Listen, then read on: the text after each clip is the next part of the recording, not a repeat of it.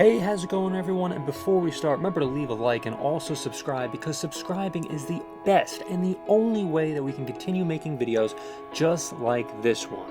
And today, we're going to be talking about dollar cost averaging versus value averaging, because I truly believe this is extremely important. It's an extremely important tool to know in the back of your mind. So now, let's get right into it. So first, dollar cost averaging. So DCA involves investing a fixed amount of money at regular intervals regardless of market conditions. And here's exactly how it works. Consistent investments. With dollar cost averaging, you invest the same dollar amount at regular intervals, such as monthly or also quarterly. So adapts to market fluctuations. Regardless of whether the market is up or down, you invest the predetermined amount.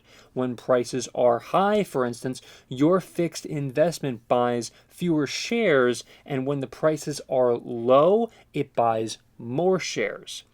Mitigates timing risk. DCA helps mitigate the risk of investing a large sum of money at an inopportune time, as it spreads your investments over time.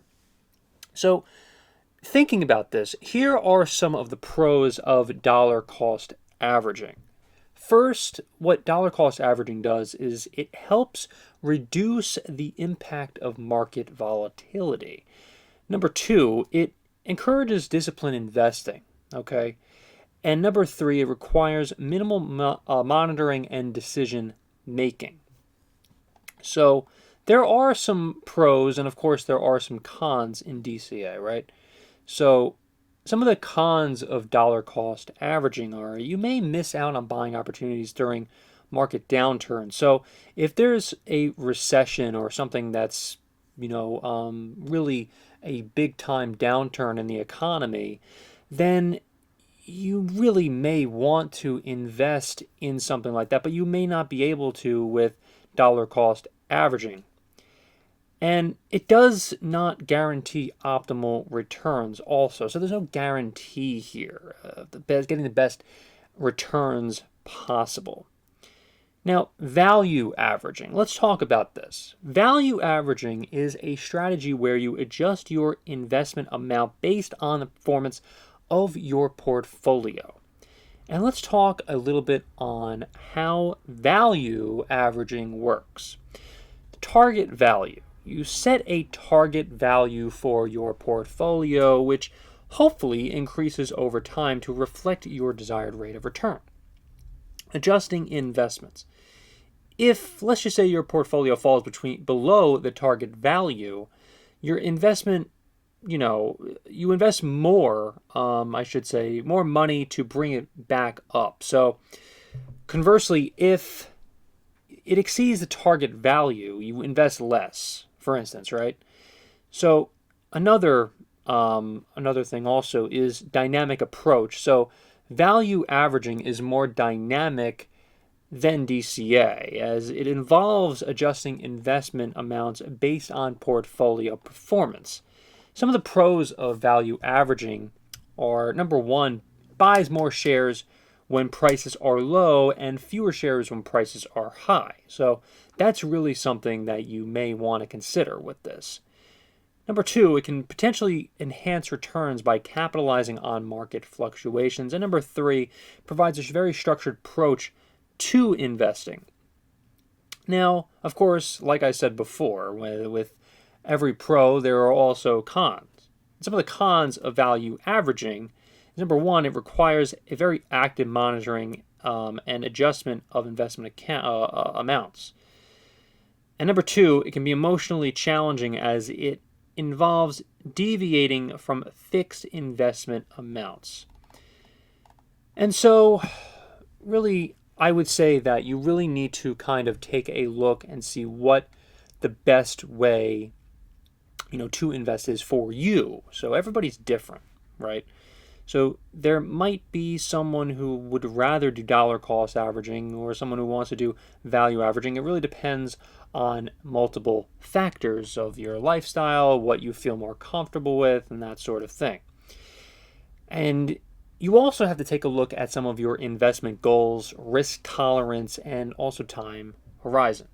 If you prefer a more passive and disciplined approach, then DCA may be more suitable for you, that is dollar cost averaging. However, if you are more comfortable with really working and really monitoring your investment, and value averaging could be an option for you. Now, in conclusion, both dollar cost averaging and value averaging are effective strategies. It just, again, depends on who you are and what kind of investor you want to become or want to continue and strive to be. So understanding their differences and considering your personal circumstances can also determine which approach best aligns with your investment objectives, as I said before.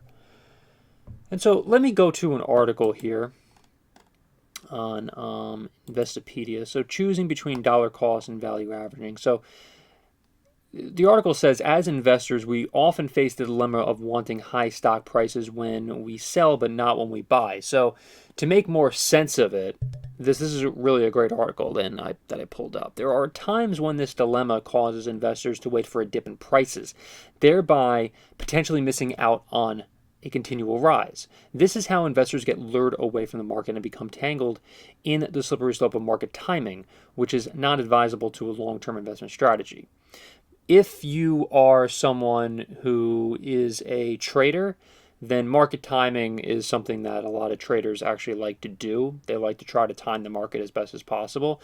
Warren Buffett, for instance, advises against this. He advises against market timing. But that's just something you have to keep in mind. It really depends on what kind of investor you are. If you're a trader, then market timing might be the best thing that you can do in terms of just trying to get the best out of your potential investment. Like day trading and things of that nature. But if you are a holder, then you just, Warren Buffett advises to invest, of course, at the right time. And he also advises to invest like as soon as you possibly can when there's a great opportunity in the market. So let's take more of a deep dive. So understanding dollar cost averaging, DCA is a practice wherein an investor allocates a set amount of money at regular intervals, usually shorter than a year, so monthly or quarterly. DCA is generally used for more volatile investments such as stocks or mutual funds rather than bonds or CDs. So, for example, in a broader sense, DCA can include automatic deductions from your paycheck that go into a retirement plan. For the purposes of this article, however, we'll focus on the first type of DCA. Okay. So, CDs are a lot less volatile.